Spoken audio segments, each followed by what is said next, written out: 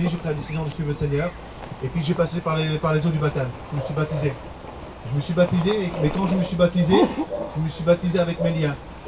J'avais des liens, je fumais, je faisais des choses qui n'étaient pas la gloire de Dieu. Et je pensais être délivré. Et puis ça s'est pas fait. C'est-à-dire que j'ai pris la décision de suivre le Seigneur comme ça. Et puis j'ai continué à suivre le Seigneur quelques mois. Et après ça, j'ai délaissé les choses de Dieu. J'ai pu avancer. Pourquoi? Parce que j'étais encore lié aux choses du monde. Et puis à cause de cela, j'ai délaissé les choses de Dieu et j'ai pu vouloir aller aux réunions. Et j'ai resté presque 10 ans sans plus aller aux réunions. Et je voulais plus rien savoir. Pendant ces 10 ans, j'ai perdu ma mère.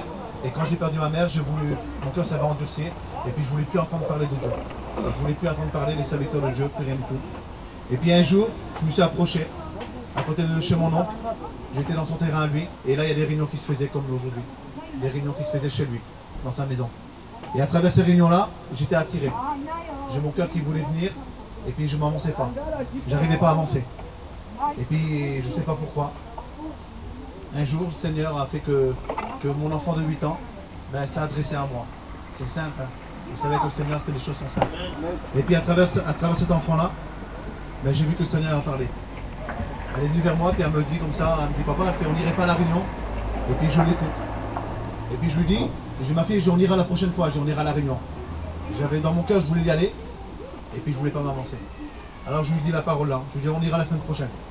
Et puis la semaine elle a assez écoulé, et puis j'ai pas tenu parole. Mais elle n'a pas oublié. La semaine elle s'est écoulée, et elle est revenue vers moi. Et quand elle est revenue vers moi, elle m'a dit papa, tu me dis qu'il ne faut pas mentir, et tu m'as promis qu'on devait aller à la réunion. Mais quand elle m'a dit ça, le Saint-Esprit m'a saisi.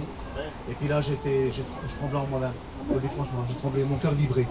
Et là, j'ai compris, j'ai réalisé que c'était le Seigneur qui parlait à travers elle. Et là, quand elle m'a dit, papa, tu m'as dit qu'on devait aller à la réunion, tu m'as promis, et tu ne l'as pas fait, et j'ai rentré en moi-même. Et de mon cœur désirant, j'ai dit, ma fille, je dis à la prochaine réunion, on y va. Et là, à la prochaine réunion, j'ai été. Je suis rentré à la réunion. Et quand je suis rentré à la réunion, le Seigneur a bouleversé mon cœur. Il a transformé ma vie.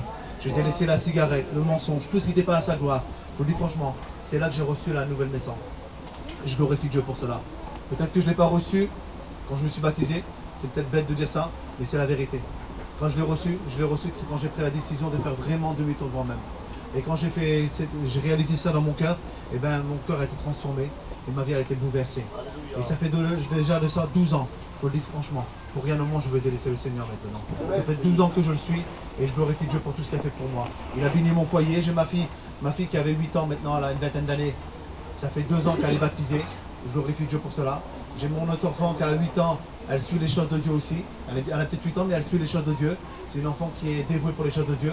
Et maintenant ça fait quelques mois, j'ai ma compagne qui suit le Seigneur aussi. Elle vient en réunion.